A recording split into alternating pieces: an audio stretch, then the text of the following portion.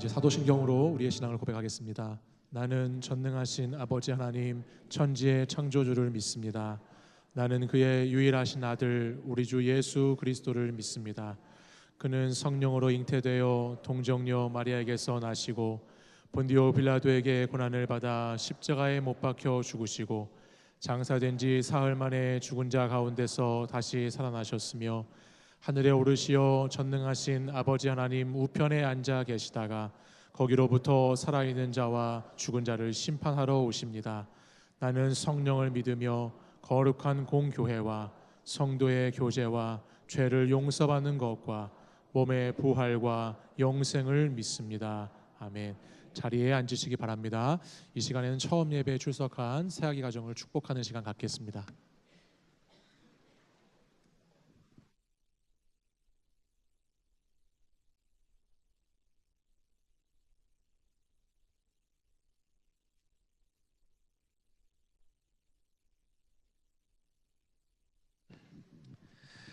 오늘은 우리 남자 아기 한 명이 올라왔습니다.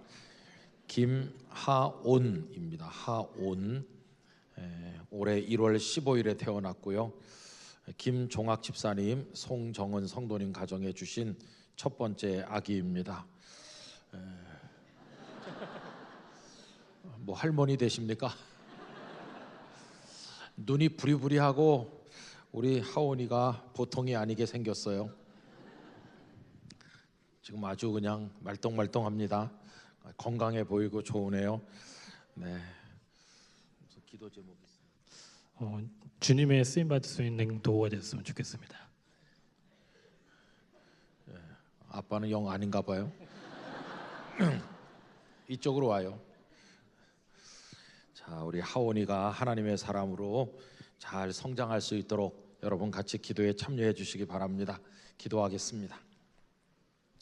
하나님 아버지, 귀한 가정에 주신 아기 하온이를 위해서 기도를 드립니다. 이렇게 강건해 보이는 모습으로 엄마 품에 안겨서 강단에 있습니다. 지금은 품에 안겨 있지만 멀지 않아 스스로 걷고 뛰며 하나님의 집에서 성장하고 나중에는 우리 하나님의 교회 기둥 같은 인물 될 줄 믿습니다.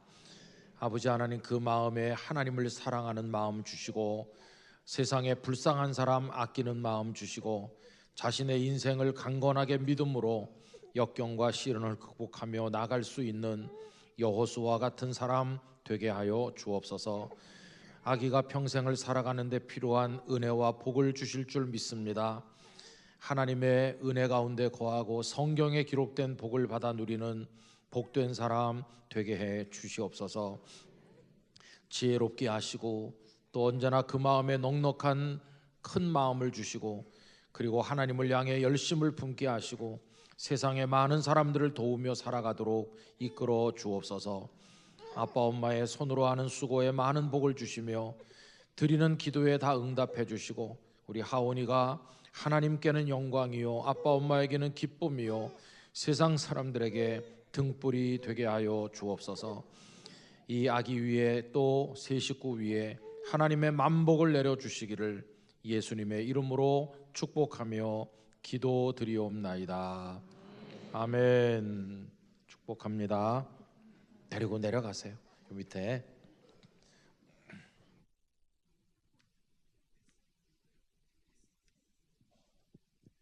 네, 우리 손을 펼쳐서 새아기 가정을 축복하겠습니다.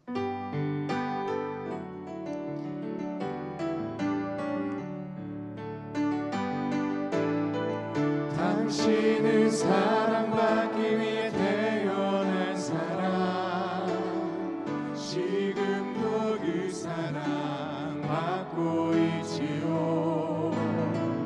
당신은 사랑받기 위해 태어난 사람, 지금도 그 사랑 받고 있지요. 사랑합니다. 축복합니다.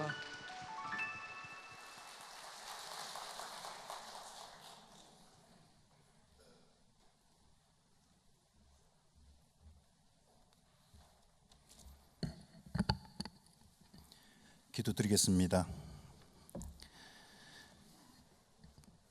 주님, 화창한 날씨와 생동하는 봄 기운이 만연한 주일, 저희의 발걸음을 주님의 몸된 교회로 인도하셔서 기쁨 가운데 예배드리게 하심에 감사를 드립니다. 주님이 알지 못했던 불신앙으로 살았던 저희를 불쌍히 여기시어 십자가에 못 박히심과 부활하심으로 저희가 하늘의 소망을 바라보는 천국의 백성으로 살게 하심도 감사를 드립니다. 주님, 저희가 부활의 기쁨을 증언하는 삶을 살게 하여 주시옵소서. 주님이 부활하신다는 것을 들었음에도 연약한 믿음으로 믿지 못하고 흩어졌던 제자들의 모습에서 성령님의 임재하심으로 주님의 부활을 확신하는 기쁨의 제자의 모습으로 저희를 변화되게 하시고, 성령님께서 저희를 부르신 이유가 부활의 증인되게 하심을 깨닫게 하시옵소서. 주님, 여기까지 저희의 삶을 지켜주심도 감사를 드립니다. 세상의 고단한 삶 가운데 주님의 계획과 인도하심을 의지하게 하시고, 믿음의 길에서 벗어나려는 자녀들을 위해 눈물로 기도하여 믿음의 본을 보이게 하시며, 병환으로 고통받는 가족이 주님의 역사하심으로 속히 회복되게 하시어 주님의 은혜를 체험하게 하여 주시옵소서. 주님, 이 나라를 주님의 복음으로 세우셨고 주님의 은혜로 전쟁의 패에서 다시 회복케 하심을 감사를 드립니다. 바라옵기는 이 나라의 젊은이들이 다시 주님의 말씀을 사모하여 교회로 나오게 하시고, 이 땅의 위정자들이 주님의 뜻을 바로 알게 하시어 이 땅이 하나님의 뜻이 이루어지는 정의로운 나라로 바로 서게 하여 주시옵소서.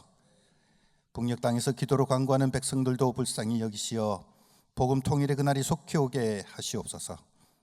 주님, 저희 교회와 한국교회를 축복하여 주시옵소서.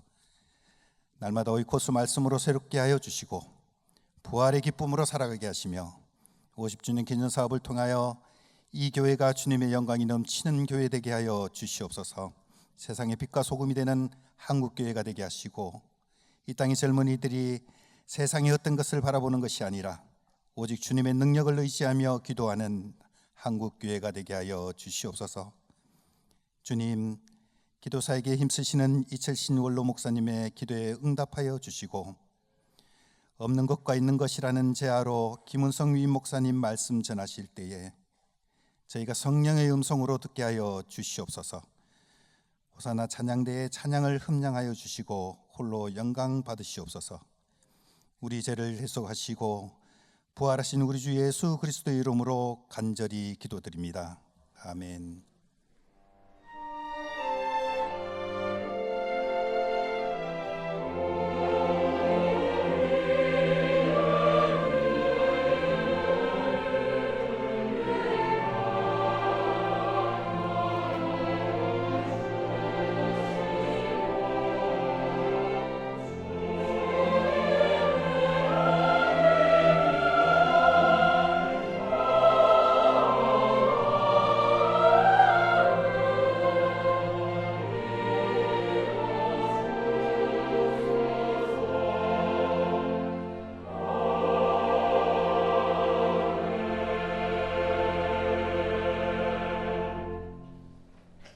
오늘 저희에게 주시는 하나님의 말씀은 신약성경 사도행전 1장 12절부터 14절까지의 말씀입니다.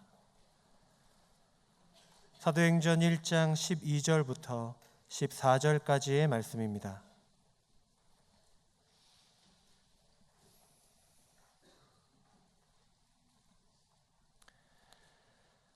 하나님의 말씀을 봉독합니다. 제자들이 감람원이라 하는 산으로부터 예루살렘에 돌아오니 이 산은 예루살렘에서 가까워 안식일에 가기 알맞은 길이라. 들어가 그들이 유하는 다락방으로 올라가니 베드로, 요한, 야고보, 안드레와 빌립, 도마와 바돌로메, 마테오와 및 알페오의 아들 야고보, 셀로딘 시몬, 야고보의 아들 유다가 다 거기 있어 여자들과 예수의 어머니 마리아와 예수의 아우들과 더불어 마음을 같이하여 오로지 기도에 힘쓰더라. 아멘. 하나님께서 이 말씀 통하여 저에게 은혜 주시기를 원합니다.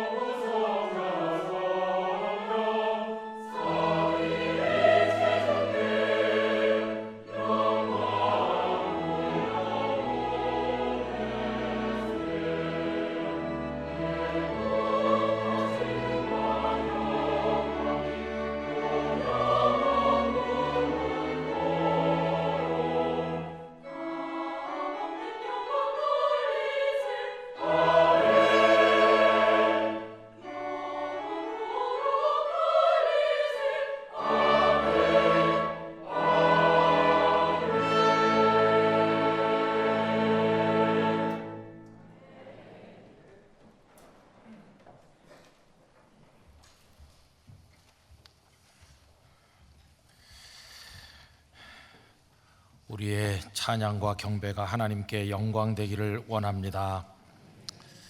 날씨가 갑자기 더워져서 봄이 오는가 했더니 건너뛰고 그냥 여름이 바로 되는 것 같이 무덥습니다.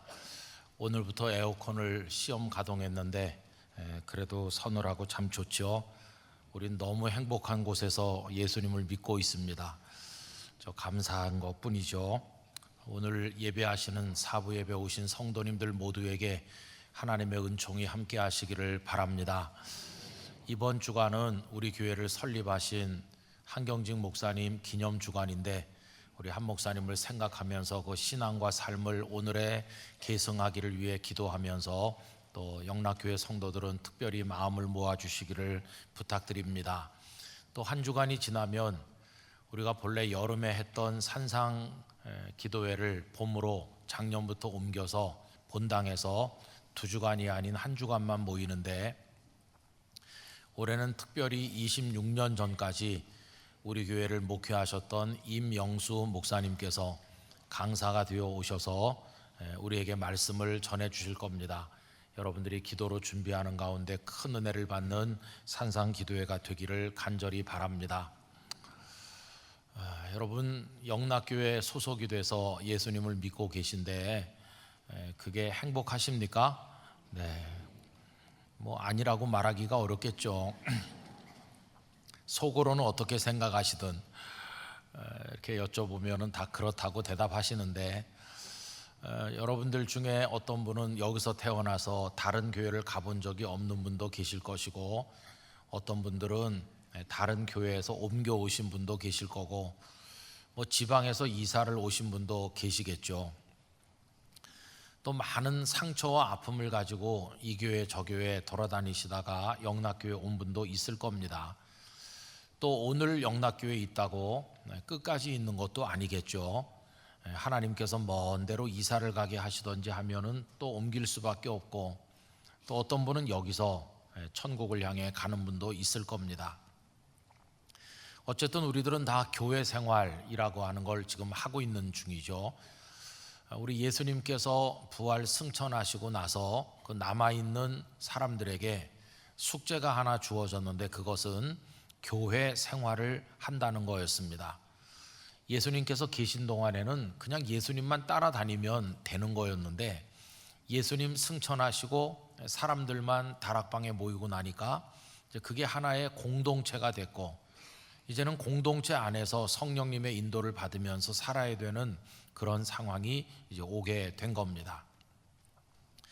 여러분 왜 교회 안에서 신앙생활하게 하셨을까요? 그것은 장작불의 원리를 생각해 보면 금방 알 수 있죠.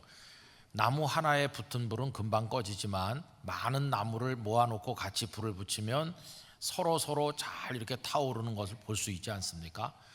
홀로 가진 믿음은 금방 그 믿음의 불씨가 꺼지고 말지만 함께 모여서 기도하며 격려할 때 우리 믿음의 불꽃이 잘 일어나게 되는 것입니다. 오늘 읽은 본문 말씀은 대단히 익숙한 말씀인데 예수님 승천하신 다음에 감람원이라는 산에서 다락방으로 돌아온 120명쯤 되는 성도들이 하나님의 성령께서 임하시기를 기다리는 마음으로 오로지 기도에 힘썼다 하는 말씀을 오늘 읽었습니다. 그런데 거기 120명 정도가 모여 있는데 그분들 중에 어느 누구도 이렇게 하나님의 교회가 이 땅에 태동된다는 걸 감지하는 사람은 없었을 것입니다. 그리고 자신들이 최초의 교회의 구성원이 될 거라는 것도 이때는 깨닫지 못하고 있었을 것입니다. 더더욱이 그런 교회들이 복음이 전해지는 곳마다 세워져서 언젠가는 전 세계 구석구석에 교회가 세워지게 될 것을 생각한 사람은 아무도 없었을 것입니다. 오늘 읽은 이 본문에 등장하는 이 공동체는 최초의 교회가 마치 갓난아기가 금방 태어나서 그 모습을 보이듯이 최초의 교회가 그 모습을 드러내는 장면이라고 할 수 있겠습니다. 이분들은 참 독특했는데 예수님의 제자도 있고 예수님의 어머니, 예수님의 육신의 동생 뿐만 아니라 여성들도 있고 이름이 알려지지 않은 다양한 사람들이 거기 남녀노소 할 것 없이 다 같이 모여 있었고 그들 중에는 불화나 갈등이 없이 모두가 한 마음이 되었고 서로 격려하면서 한 목소리로 부르짖고 성령님의 임재를 기다리는 아주 특별하고도 아름다운 모습을 그분들이 가지고 계셨던 것이죠. 여러분, 이 다락방 공동체 이후로 2000여 년 세월이 지나가는 동안에 복음이 전 세계로 전파되면서 복음이 전파되는 모든 곳에는 주님의 교회들이 세워졌고 헤아릴 수 없이 무수하게 많은 교회들 중에 한 교회가 영락교회이고 오늘 우리들은 영락교회 소속이 되어서 신앙생활을 하고 있습니다. 그리고 오늘도 주일이 되었을 때 영락교회 성도들이 함께 모이기로 약속되어 있는 이 자리, 이 예배당에 망설임 없이 찾아오셔서 오늘 이 자리에 예배자로 앉아있게 된 것입니다. 하나님께서 우리에게 축복하신 많은 것들 가운데서 교회를 주신 것이야말로 빼놓을 수 없는 하나님의 큰 은혜요 사랑이라는 것을 알게 됩니다. 자, 저는 우리 사부 예배 드리시는 성도님들께서 주님 나라에 이르시는 그날까지 교회 생활에 행복하시기를 바랍니다. 기쁨을 얻는 교회 생활이 되시기를 바랍니다. 그런데 현실을 가만히 보면 유감스럽게도 그 반대 현상들이 많이 있습니다. 교회를 통해서 믿음의 힘을 얻고 주님을 바라보게 되는 게 아니라 오히려 교회 때문에 상처를 받고 눈물을 흘리면서 시험에 드는 사람들이 의외로 많이 있다는 것입니다. 그래서 교회로 인한 갈등이 깊어질 때 사람들은 생각하기를 오늘의 교회들은 많이 망가졌어, 잘못됐어, 그러면서 이구동성으로 하는 말이 초대교회로 돌아가자, 이런 말들을 합니다. 여러분, 초대교회로 돌아가자는 말에 저도 전적으로 동의하면서 이 초대교회와 오늘의 교회는 어떤 모습을 서로 드러내고 있는가, 이거를 한번 생각해 보려고 합니다. 우선 그 용어에 있어서 약간의 문제가 있죠. 돌아가자라고 말한다는 것은 본래 그 자리에 있었던 어떤 사람이 그 자리를 떠났다가 어떤 이유로 인해서 다시 원래 자리로 가게 될 때 그걸 돌아간다라고 말하는 겁니다. 근데 여러분, 우리는 그 누구도 초대교회에 있었던 사람이 한 명도 없습니다. 우리는 초대교회라고 하면 사도행전에 여기 예루살렘 성도들로 이루어진 다락방 공동체, 그게 최초의 초대교회고 그때로부터 길게 기간을 늘린다 해도 1세기, 2세기, 3세기, 4세기까지 로마 제국 치하에 있었던 그 교회를 흔히 초대교회라고 이야기합니다. 근데 우리는 다 21세기를 살고 있기 때문에 그 초대교회에 있었던 사람이 한 사람도 없죠.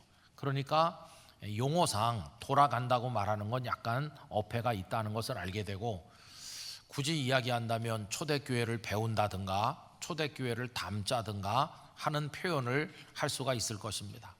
뭐 용어는 어떻게 쓰던 우리는 그때 참여했던 사람들은 아니라고 하는 것입니다. 오늘 21세기를 살면서 올바른 신앙인이 되기 위한 고심을 가지고 있는 사람들이죠.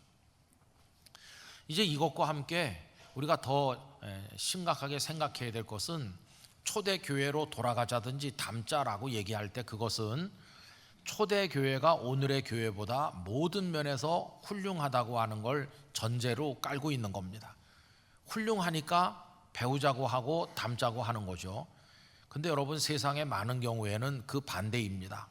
처음에 시작될 때는 미숙하고 부족한 게 많았지만 시간이 오래 지나는 동안에 채워지고 갖춰져서 처음 것보다 나중 것이 훨씬 더 아름다운 경우도 많이 있지 않습니까?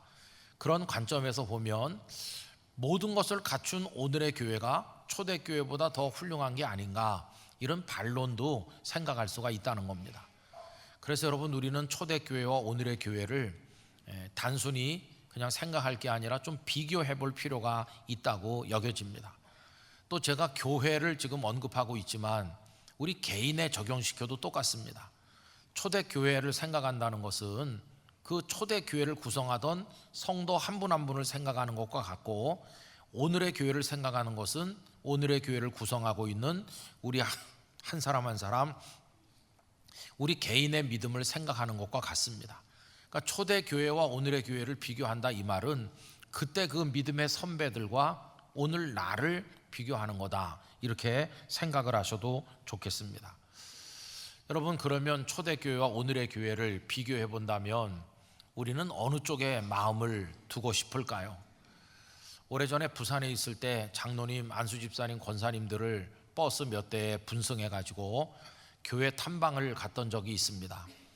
부산에서 출발해서 어느 교회를 방문했는데 첫 번째 갔던 교회는 시설이 아주 열악하고 갖춰진 설비가 별로 없어요. 에어컨도 없고 겨울엔 난방도 시원치 않아서 겨울에는 옷을 두껍게 껴입어야 되고 여름에는 땀이 비오듯 흐르는 그런 곳에서 예배하는 교회였습니다. 그렇지만 그 교회를 탐방하게 된 것은 그 교회 성도들은 그 복음에 대한 열정이 대단해서 전도하고 선교하는 일에 온 마음을 쏟고 있었고 또 봉사하는 일에 온 교회가 얼마나 열심인지 그 교회를 갔을 때 모든 분들이 하나같이 감동을 받으셔서 우리도 다 이렇게 해야 돼 하는 말씀들을 많이 하셨어요. 그 교회에서 받는 감동이 상당히 컸습니다.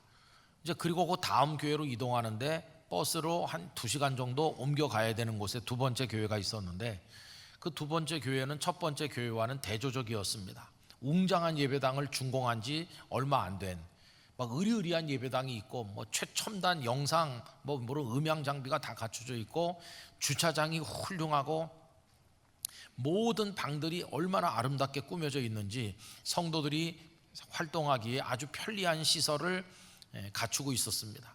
첫 번째 교회에서는 감동을 받았다면 두 번째 교회에서는 놀라는 눈치였습니다. 와, 이렇게 잘 지은 예배당도 있구나. 그날 이제 탐방이 끝나고 모처에 가서 하룻밤을 자면서 세미나도 하고 교회 미래를 위해서 기도회도 가지게 되었는데 그래서 세미나 시간에 제가 여쭤봤습니다. 오늘 두 대조적인 교회를 탐방하셨는데 만약에 선택이 가능하다면 여기 계신 분들은 두 교회 중에서 어느 교회에 다니고 싶습니까? 이렇게 여쭤봤습니다. 저는 첫 번째 교회에서 굉장한 감동들을 받았기 때문에 다 그 첫 번째 교회에 다니겠노라고 겨울엔 껴입고 여름엔 땀 닦으면서 그렇게 하겠다고 대답할 줄 생각했지만 그건 목사의 단순한 순진한 생각이었고 그 첫 번째 교회 다니겠다고 답한 사람은 단 한 명도 없었습니다. 감동을 받긴 받았지만 너무 불편하고 너무 어렵다는 겁니다. 에어컨 빵빵하게 나오고 주차장 잘 갖춰져 있고 아주 예쁜 시설을 갖춘 그 교회에 다니고 싶어요. 제가 그걸 생각해 보면 요즘에 사람들이 입만 열면 초대교회로 가자고 말하는데 아마 갈 수 있는 길이 열려도 가는 사람 없을 거다 그런 생각이 들었습니다. 왜냐하면 초대교회는 에어컨도 없는데 영락교회는 에어컨도 이렇게 나오고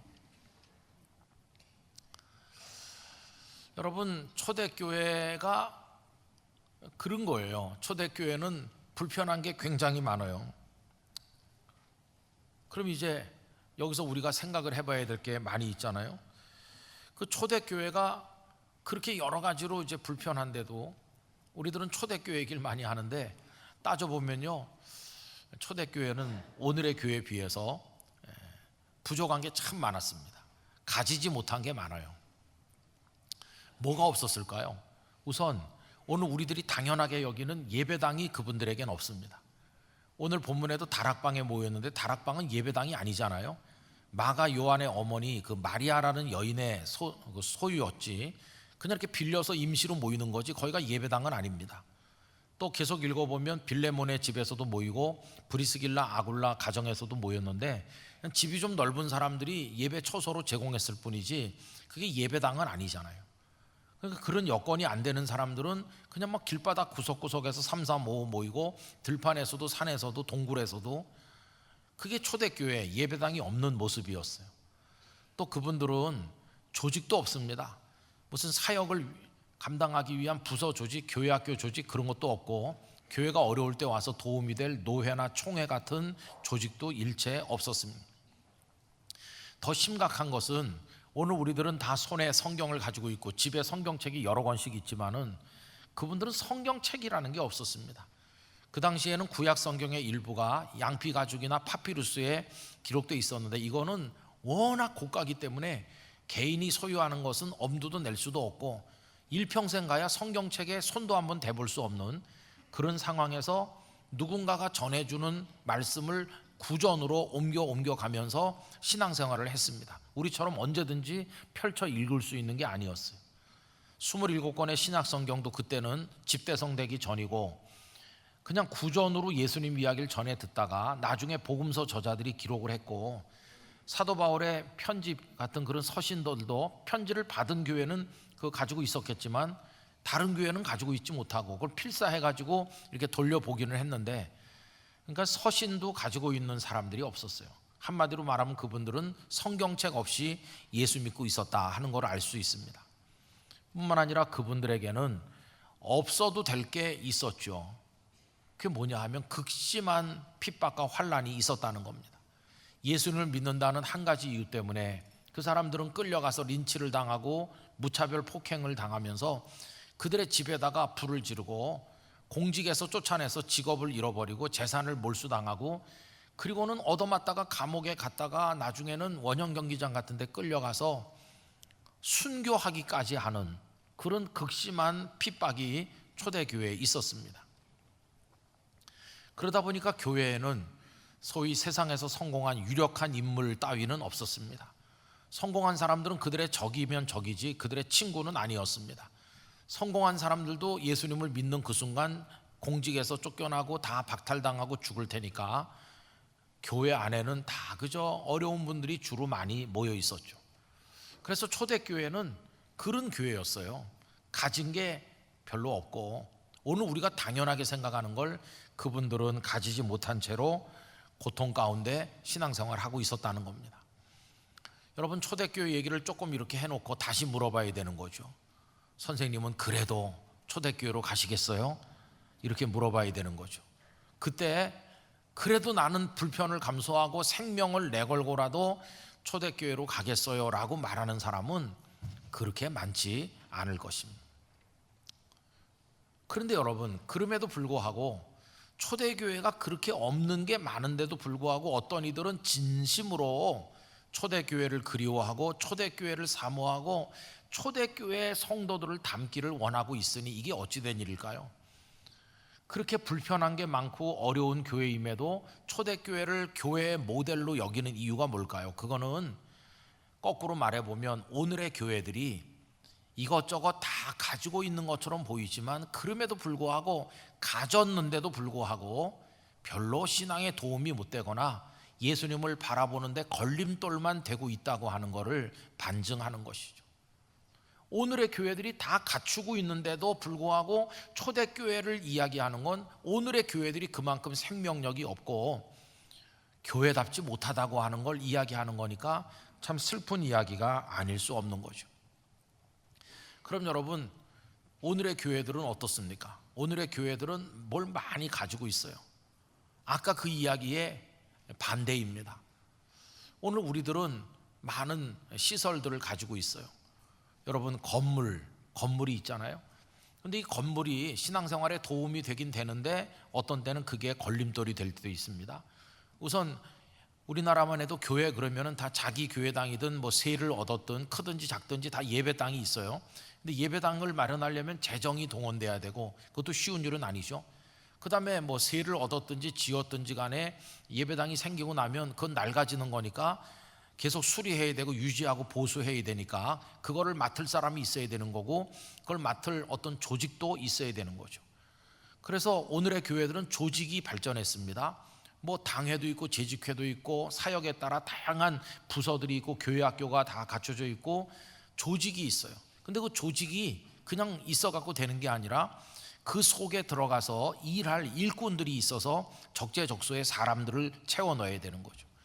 또 사람들이 채워졌다 해도 중구난방으로 하면 안 되니까 그 부서에 따라서 어떤 일에 따라서 원칙이 있어야 되니까 규칙을 제정해야 되고 어떤 교회는 정관을 만들기도 하고 그래요. 근데 그 정관이나 규칙이 너무 까다로워 가지고 거기에 매달리고 있는 동안에 기도할 시간도 없다던가 뭔가 이렇게 배가 산으로 가는 이상한 결과를 가져올 수도 있어요. 또 그 규칙을 정하는 과정에 다투기도 하고 상처를 받기도 하고 그래서 참 이상한 일들이 많이 벌어지기도 해요. 그런가 하면 여러분, 이 하나의 교회도 움직이기가 어려운데 이런 교회들이 수백 개, 수천 개, 만여 개씩 모인 노회나 총회는 어떻겠습니까? 우리 교단만 해도 10,000개 가까운 교회가 있는데 거기 가보면은 이 많은 교회를 어떻게 올바른 방향으로 이끌고 가겠나. 또 거기 뭐 이런저런 자리들이 많다 보니까 자리 욕심을 내는 인간의 명예욕이 부끄럽게도 노출되기도 하고 그리고 또 어떤 권력 욕망을 가진 사람도 있고 신앙의 행위라고 보여지지 않는 참 치졸한 인간적인 그런 것들이 거기서 많이 노출되니까 부끄럽기도 하고, 그런데 관여하는 것 자체가 신앙에 별 도움이 안 될 때도 많은 이제 그런 일들이 많이 노출되고 있는 거죠. 그래서 오늘의 교회들은 뭘 많이 가지고 있는데 그 가진 것이 주님을 바라보게 하는데 도움이 되는 게 아니라 오히려 그런 것들 때문에 거기 매달려서 그것 때문에 복잡한 뭔가를 하느라고 주님을 바라볼 시간도 없고 기도할 시간도 없고 은혜를 받지도 못하고 이상하게 공동체에 끌려다니긴 하는데 주님으로부터 점점 멀어지는, 교회답지 못한 교회, 성도답지 못한 성도, 그런 이상한 일들이 많이 벌어지고 있다는 겁니다. 여러분, 기도의 응답만 해도 그렇죠. 기도의 응답이 무슨 뭐 성도가 많은 교회 웅장한 예배당에서 기도해야만 응답받습니까? 그건 아니잖아요. 비가 새고 마룻바닥이 꺼져 내려가는 곳에서도 기도의 응답이 있는 겁니다. 예수님을 믿고 구원받는 게 뭐 조직이 잘 발전한 교회에서만 가능한 게 아니라 이제 햇병아리 목사님이 성도 몇 명과 개척하는 교회에서도 예수님을 제대로 믿으면 구원받고 주님의 백성이 되는 겁니다. 그러니까 오늘의 교회들이 중요하게 여기는 여러 가지 가치들이 정말 중요한 본질적인 것인가, 아니면 오히려 그것들이 본질을 가로막고 있는 것인가 좀 생각을 해봐야 되는 거죠. 그러면 이제 여기서, 그러면 오늘 교회들이 뭘 많이 가졌는데도 문제가 많다면 뭘 별로 가지지 못한 초대교회는 왜 우리가 그걸 흠모하고 부러워하고 모델로 삼고 있나? 초대교회는 도대체 뭘 가지고 있었나? 이거를 이제 따져봐야 되는 거죠. 그분들은 가지고 있었는데 우리는 가지지 못하고 있는 거, 이건 뭘까? 여러분, 그분들이 가지고 있는 거 뭐가 있었을까요? 우선 우리가 이야기할 수 있는 것은 그분들은 생생하고 따끈따끈한 예수님에 대한 기억과 체험을 가지고 있는 거죠. 여러분, 그들은 예수님의 음성을 기억하고 있습니다. 예수님의 눈빛을 알고 있는 사람들이죠. 예수님의 체온이 얼마나 따뜻한지를 아는 사람들이죠. 그들은 누구한테 들어서 예수님을 아는 게 아니라 자기 눈으로 봤고 예수님을 직접 만져봤고 예수님과 함께 먹고 자고 예수님과 함께 살았던, 그러니까 그 예수님에 대한 체험이 생생한 사람들이었어요. 또 그들은 예수님의 말씀을 가슴에 담고 있었는데, 우리는 뭐 마태복음 몇 장 몇 절에 보면 이렇게 얘기하지만 그분들은 그게 아니고, 우리가 산에 앉아 있었을 때, 누구네 집에 있었을 때, 우리가 길을 갈 때, 우리가 여리고에 있었을 때 예수님이 이렇게 말씀하지 않았느냐? 자기들 귀로 직접 들은 예수님의 말씀을 폐부에 새기고 있는 거니까 우리가 기억하는 예수님의 말씀하고는 그 차원이 다른 거죠. 여러분, 떡 5개 물고기 2마리로 예수님은 오병이어로 5,000명 이상의 장정을 먹이셨는데, 그때 그들의 이 제자들에게는요 그 보리떡 맛이 기억되고 있고 그날 먹었던 생선의 맛이 잊히지 않고 있는 거죠. 다락방에서 뭔가 심각한 분위기 아래서 난생 처음 예수님이 너희를 위하는 내 몸이다, 너희를 위해 흘리는 내 피다 그러면서 성만찬을 진행하실 때 제자들은 두려움이 가득했지만 그걸 받아 먹었는데, 그날 밤 기억이 생생하고 만찬이 끝난 다음에 어두운 밤길을 걸어서 겟세마네 동산에 올라가던 그날 밤의 기억이, 그리고 예수님을 버리고 도망갔던 그게 마치 어저께밤 일인 것처럼 그들 가슴 속에 살아있는 거죠. 그리고 예수님께서 부활하셔서 디베랴 바닷가에 찾아오셔서 숯불을 피우시고 그 숯불의 온기에 몸을 녹이면서 거기 구워주신 떡과 생선을 받아 먹었던 그들은 그 떡과 생선이 마치 아직도 입안에 있는 것처럼 느껴지는 예수님에 대한 체험이 막 생생한 사람들. 그리고 마지막으로 본 건 뭡니까? 예수님께서 하늘로 올려지시는 승천을 바라보고, 그리고 그 가슴이 막 터질 듯한 감격을 가지고 이제 막 다락방으로 돌아온 사람들이에요. 그런 분들하고 2000년이나 지나서 성경책을 뒤적거리면서 예수님을 멀리 있는 분으로 생각하는 우리하고 이게 전혀 다르지 않습니까? 그 초대교회는 우리가 가지지 못한 그걸 가지고 있었어요. 그 다음에 또 초대교회가 가지고 있는 것은 뭔가 하면요, 그분들은 지난주일에도 말씀드린 것처럼 부활의 기쁨, 그리고 그 부활의 소망이 그들의 가슴을 꽉 채우고 있는 것이, 여러분, 부활이 막연한 게 아니라 이렇게 됐으면 하는 바람이거나 상상 속의 산물이 아니라 예수님은 정말로 부활하셨고 그들 앞에 나타나서 만져보라고 하셨고 그들 보는 앞에서 생선을 잡수시고 그러셨잖아요. 그러니까 그들이 주님이 죽으실 때 받은 충격이 너무 컸기 때문에 부활이 가져온 그 기쁨이라고 하는 건 이루 다 말할 수가 없는 거예요. 그냥 막연한 게 아니었어요. 그 부활의 기쁨이 얼마나 큰지 상상할 수도 없는 것이었어요. 그들을 그냥 뭐라고 표현할 수 없는 감동으로 몰아넣는 거죠. 여러분, 우린 부활을 좀 막연하게 생각할 때가 있는데, 우리가 사랑하는 부모 형제들이 투병하시다가 병원에서 숨을 거두실 때가 오면 얼마나 비통하고 안타깝습니까? 그런데 그때 내가 사랑하는 어머니 아버지가 다시 살아서 나를 만난다고 생각해 보시면 이 부활이 주는 기쁨이라고 하는 게 얼마나 놀라운 것인지를 알 수 있을 것이에요. 뿐만 아니라 이분들 속에는 예수님을 다시 만날 만남에 대한 기다림이 간절했습니다. 승천하실 때 예수님은 올려져 가신 그 모습 그대로 오실 거라고 예언되지 않았습니까?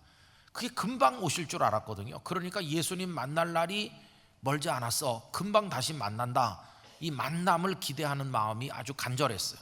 그러니까 당장 로마 치하에서 고통을 받아도 핍박을 받아도 어려운 일을 겪어도 뭐 그 정도쯤이야 얼마든지 견딜 수 있다. 조금만 견디면 주님을 다시 만나서 주님 나라에 산다. 이게 강렬했기 때문에 주님을 만날 거에 대한 기대가 컸기 때문에 그들은 담대할 수 있었던 거죠. 뿐만 아니라 그들은 뭔가 이렇게 막 새롭게 기운이 차오르는, 새롭게 뭔가 시작되는 바로 그 대목에 위치하고 있었어요. 마치 저 동쪽 하늘에서 태양이 막 올라오듯 그들은 그런 기운을 가지고 있었어요.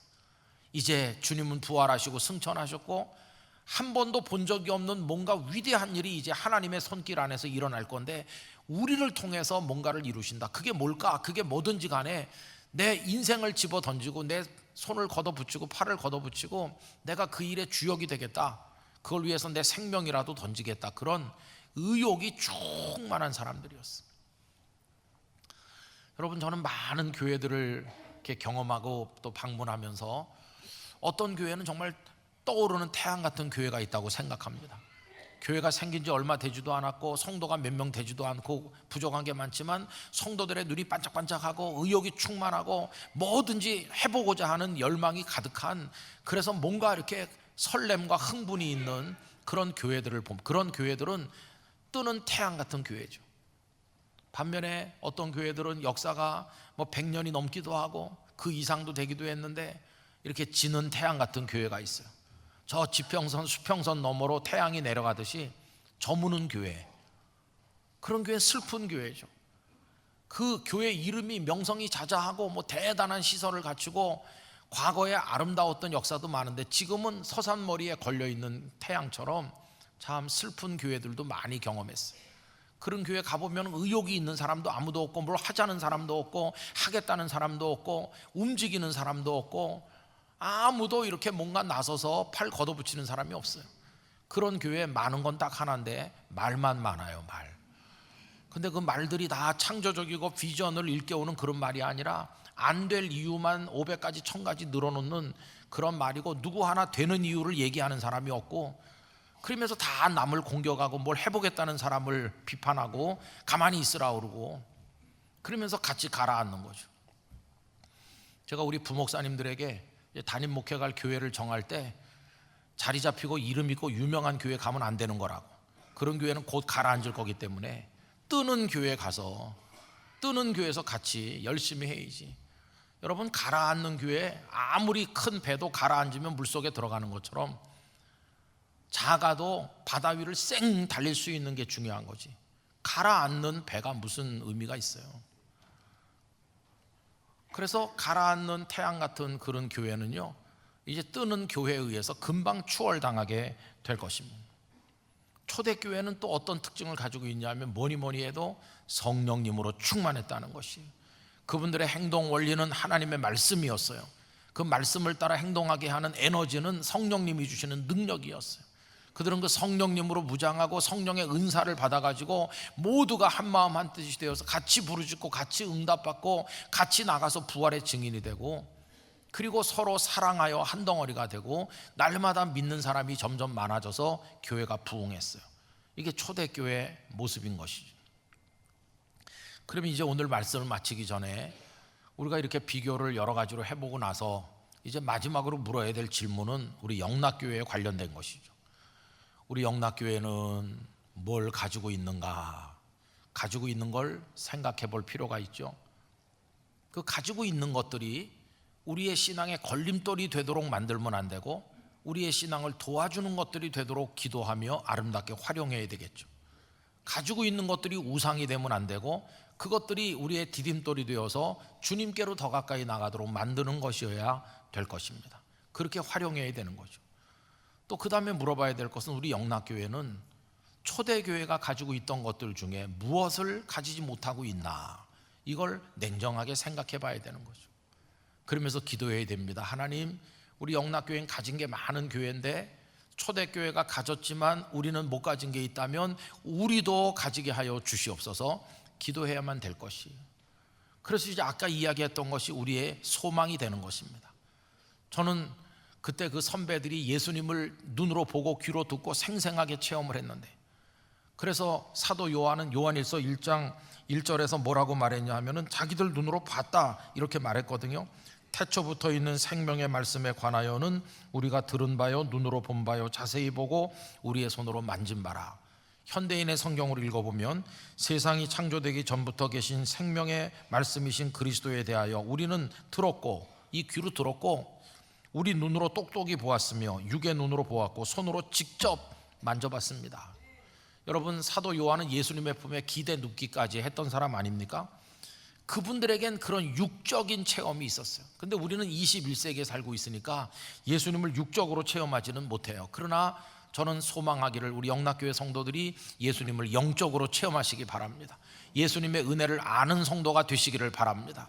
내가 이 눈으로 못 봤지만 마음의 눈으로 봤습니다. 내가 이 손으로 만지지 못했지만 내 영혼의 손으로 날마다 주님과 악수합니다. 그런 마음으로 주님의 은혜를 여러분들의 삶의 질곡 속에서 체험하고, 주님은 살아계시고 나를 사랑하시고 나를 치유하시는 체험을 내가 했고, 주님이 나를 붙들고 계심을 내가 믿습니다. 주님은 나와 함께 계십니다.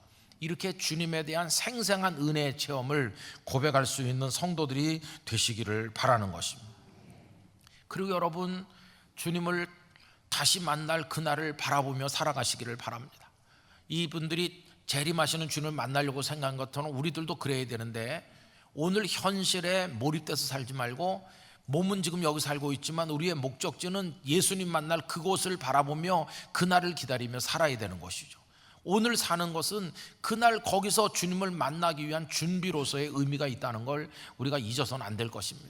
우리도 다 주님처럼 부활하고 주님의 생명에 참여하게 될 거라는 소망을 가지고 주님 다시 만날 그날을 바라보며 살아가는 영락교회 성도들이 되어야만 할 것입니다. 그리고 여러분, 저는 영락교회가 서산으로 지는 태양 같은 교회가 아니라 떠오르는 교회가 되기를 원합니다. 성도들이 다 의욕이 충만해야 돼요. 해보자고 말하는 교회가 돼야 돼요. 다 팔을 걷어붙이고 앞장서야 되고 할 수 있다고 말하는 교회가 돼야 되는 것입니다. 그래서 지나간 80년 역사, 이것도 무거운 역사라 우리가 가라앉기 쉬운데, 무게에 눌리지 말고 지난 세월에 함몰되어 있지 말고 제자리 걸음하지 말고 올라가라고 하는 표어를 따라서 새로운 세계를 향해 하나님이 주실 축복을 향해 나아가는 교회가 돼야 되는 것입니다. 여러분, 우리가 역사가 점점 길어지더라도 영적으로는 청춘 같은 교회가 되기를 간절히 원하는 것입니다. 그리고 무엇보다도 영락교회가 성령님으로 충만해야 됩니다. 여러분, 성령의 은사들을 사모하시기 바랍니다. 성령 안에 거하시기를 바랍니다. 저는 영락교회가 성령님이 움직이는 데 따라 순종하는 교회가 되기를 원합니다.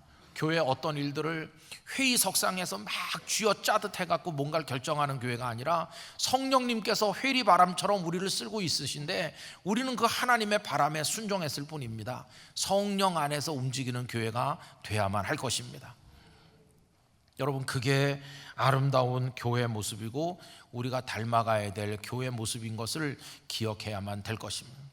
저는 우리 영락교회는 주님 앞에서 아름다운 교회, 능력 있는 교회, 초대교회처럼 서기를 바랍니다. 21세기의 초대교회가 되기를 원하는 것입니다. 그리고 우리 성도 한 분 한 분은 그 다락방에 계셨던 성도 한 사람 한 사람처럼 여러분들이 살아서 펄펄 뛰는 성실하고도 건강한 능력 있는 그리스도인이 되어서 사탄의 권세를 소멸하고 예수 그리스도의 이름으로 승리하는 멋진 성도, 행복한 교회 생활을 하는 성도들 되시기를 간절히 바라는 것입니다. 이걸 위해 끊임없이 기도하면서 여러분 달려가시기를 진심으로 축원합니다. 기도하겠습니다. 존귀하신 아버지 하나님, 비록 우리가 21세기에 머물러 있지만 다락방에 모였던 첫 번째 그 교회처럼 우리들도 살아있는 교회가 되게 하여 주시옵시고, 오늘 우리가 가진 것이 걸림돌이 되어서 주님께 집중하지 못하는 그런 아픔을 겪지 않게 해주시고, 초대교회가 가졌던 본질적인 아름다운 것들을 가지고 기뻐 뛰며 부활의 기쁨과 소망 가운데 능력 있는 그리스도인으로 일어나도록 주여 저희를 축복하여 주시옵소서. 예수님의 이름으로 기도하옵나이다. 아멘.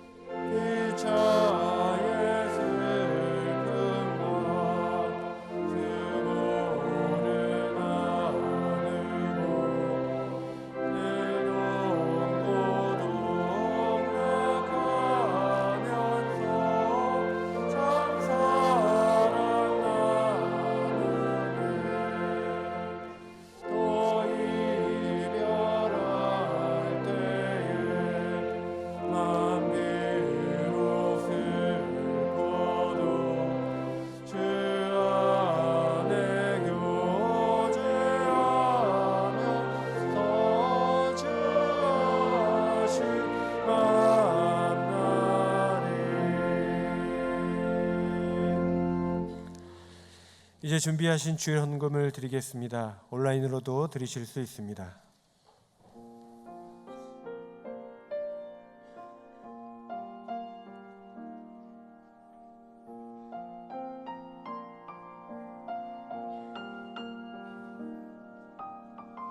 그 누가 주의 계획을 그 계획을 알까? 그 누가 주의 섭리를 알 수 있을까? 나의 갈 길 주가 계획하셨네.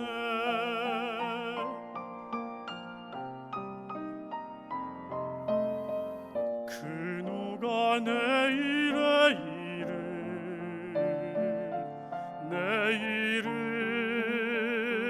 알까? 그 누가 나의 앞길을 알 수 있을까?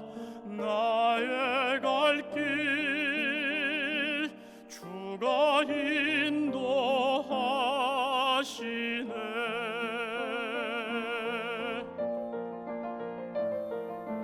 오직 나의 하나님만이 내 갈 길을 인도해 주시니 그가 이끄시는 내 삶을 오직 주님께 주께 맡깁니다. 사람이 마을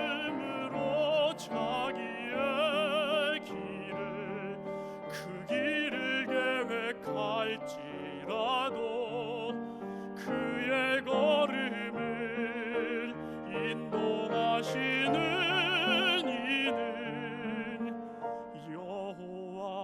여호와시니라.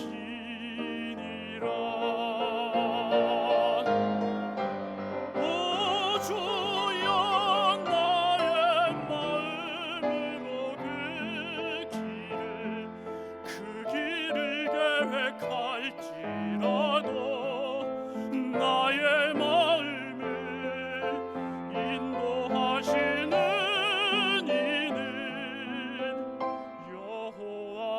여호와십니다.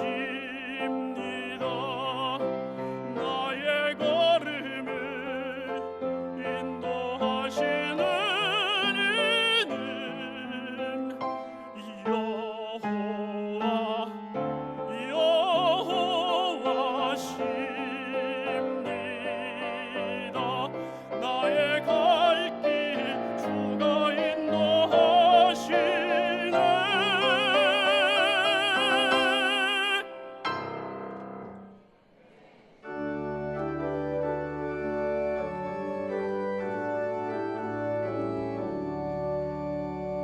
내게 있는 모든 것을 아낌없이 드리는 사랑하고 의지하며 주만 따라 살리라.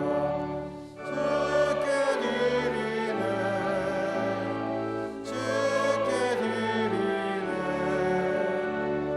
사랑하는 구주 앞에 모두 드리네.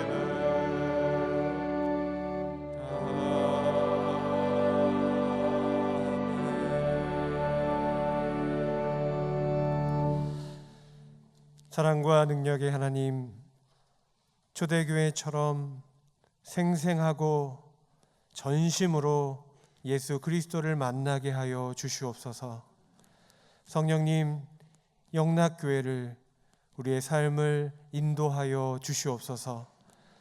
진리와 생명 되신 주님 앞에 감사의 예물 드리오니 드리는 마음과 손길 위에 평강과 형통의 복을 내려 주시옵소서.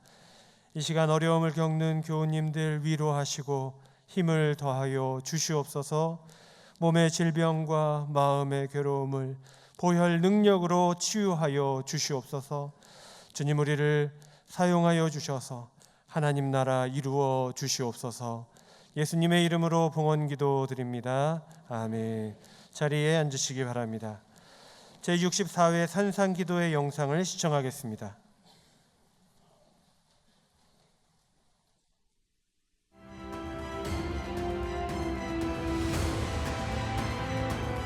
(4월 24일에서 26일) 영락교회 본당에서 제64회 산상기도회가 열립니다. 이번 산상기도회는 회의에서 실례로란 주제로 영락교회 전 담임 목사이시자 모세골 공동체의 설립자이신 이명수 목사님께서 말씀을 전해주십니다. 영락교회 성도 여러분, 2024년 새해 인사를 드립니다. 제가 4월에 가서 말씀을 전할 수 있는 기회가 되어서 너무 기대가 되고 기다려집니다. 김 목사님과 또 사랑하는 성도 여러분들에게 다시 한번 감사를 드리고 그때 직접 만날 날을 손꼽아 기다리면서 준비하고 있습니다. 코로나 이후에 여러분들이 신앙생활을 해가는데 더욱더 믿음과 소망과 사랑을 잘 조화스럽게 진행해 가실 수 있도록 그런 면으로 신앙 수련회를 준비하려고 합니다. 여러분들도 기도해 주시고 저도 기도로 준비하도록 하겠습니다. 산상기도회 기간 동안 어린이를 위한 어린이 산상기도회도 동시에 진행됩니다. 산상기도회에 어린아이부터 장년에 이르기까지 온 가족이 함께 참여하시기 바랍니다. 4월 24일 수요일부터 26일 금요일까지 산상기도회 가운데 풍성한 은혜를 누리는 영락의 모든 성도님들 되시길 바랍니다.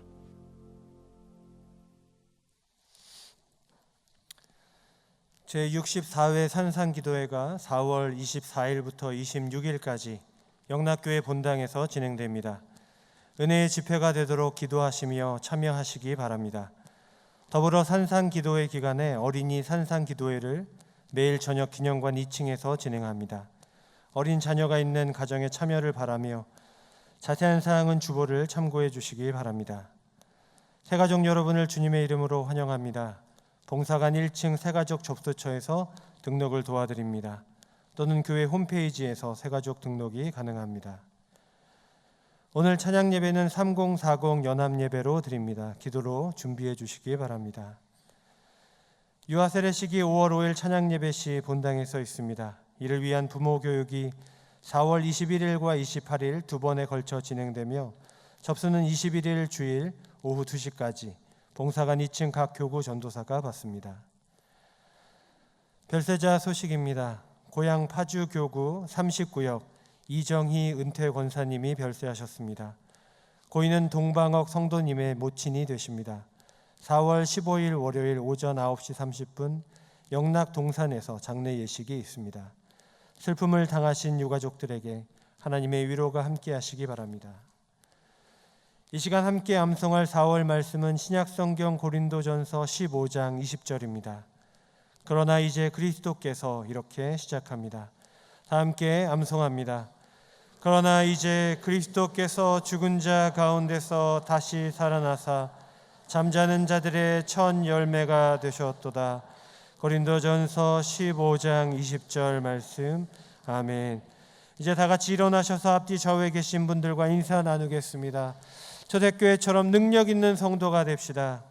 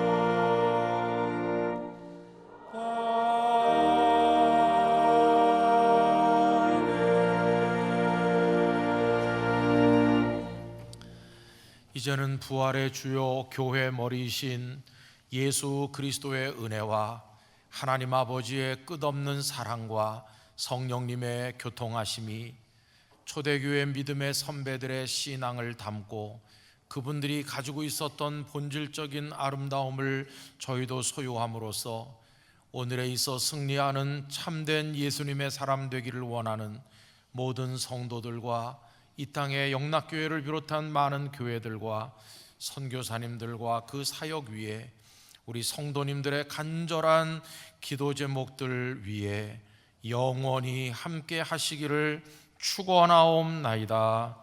아멘.